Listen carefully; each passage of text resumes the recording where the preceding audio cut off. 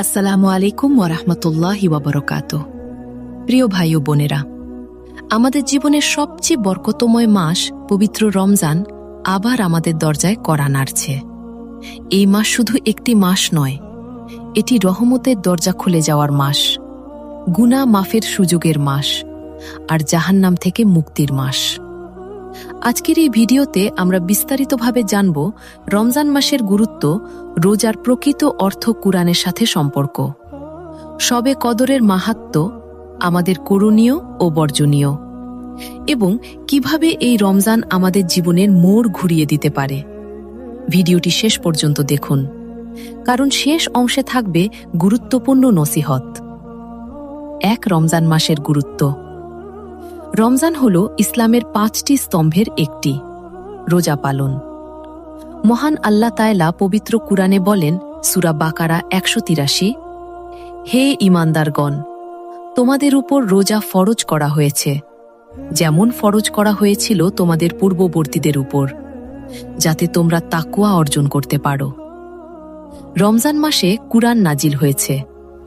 এই মাসে জান্নাতের দরজা খুলে দেওয়া হয়, জাহান্নামের দরজা বন্ধ করে দেয়া হয়, শয়তানদের শৃঙ্খলিত করা হয়। প্রিয় নবী মুহাম্মদ সাল্লাল্লাহু আলাইহি ওয়াসাল্লাম বলেছেন, যখন রমজান আসে জান্নাতের দরজাগুলো খুলে দেয়া হয় এবং জাহান্নামের দরজা বন্ধ করে দেয়া হয়। এটা কত বড় সুযোগ ভাবুন। 2 রোজার প্রকৃত অর্থ।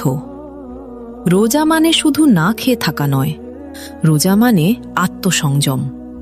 রোজা মানে নিজের নফসকে নিয়ন্ত্রণ করা।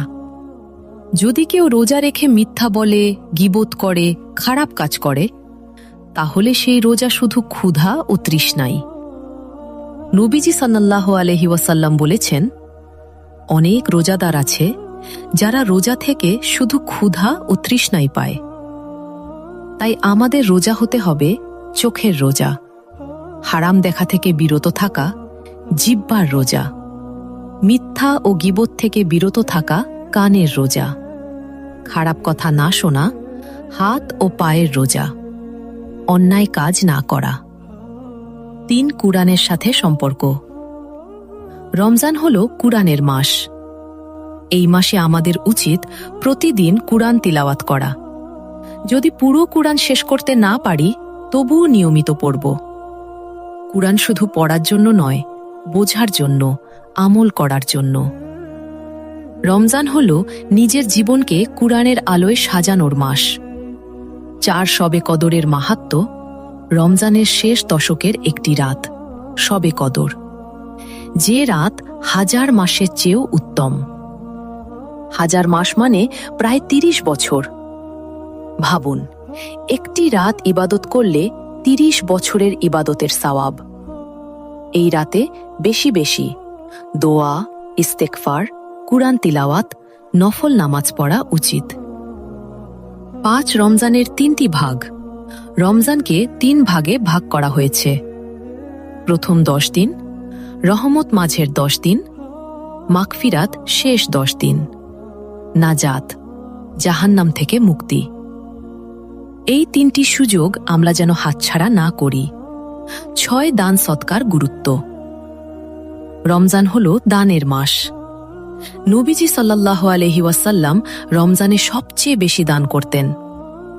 আপনি যদি ধনী না হন, তবুও অল্প কিছু দিয়ে সাহায্য করতে পারেন। 1 গ্লাস পানি দিয়েও সওয়াব পাওয়া যায়। 7 ইফতার ও অপচয়। আজকাল ইফতার মানে বড় বড় আয়োজন, কিন্তু আমরা ভুলে যাই রমজান বিলাসিতার মাস নয়। ইফতারে অপচয় নয়, বরং কৃতজ্ঞতা থাকা উচিত।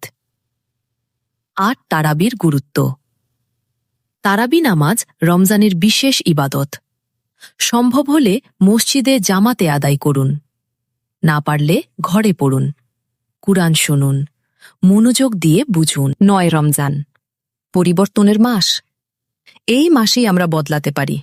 যদি আমরা নামাজ ঠিক করি, খারাপ অভ্যাস ছাড়ি, কুরআনের সাথে সম্পর্ক গড়ি, তাহলে এই রমজান আমাদের জীবনের টার্নিং পয়েন্ট হতে পারে।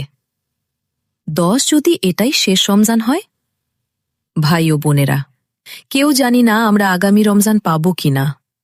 গত বছর যারা আমাদের সাথে ছিল, আজ অনেকেই কবরবাসী। তাই এই রমজানকে শেষ রমজান ভেবে ইবাদত করুন। 11 দোয়া। আসুন আমরা সবাই দোয়া করি। হে আল্লাহ, আমাদের রমজানকে কবুল করুন, আমাদের গুনাহ মাফ করুন, আমাদেরকে জাহান্নাম থেকে মুক্তি দিন, আমাদের পরিবারকে হেদায়েত দিন। আমিন। প্রিয় ভাই ও বোনেরা, রমজান শুধু 30 দিনের এবাদত নয়, বরং পুরো জীবনের পরিবর্তনের শুরু। এই ভিডিও যদি আপনার ভালো লাগে, লাইক দিন, শেয়ার করুন আর সাবস্ক্রাইব করে পাশে থাকুন। আল্লাহ আমাদের সবাইকে রমজানের সঠিক মূল্যায়ন করার তৌফিক দিন। আসসালামু আলাইকুম ওয়া রাহমাতুল্লাহি ওয়া বারাকাতুহু।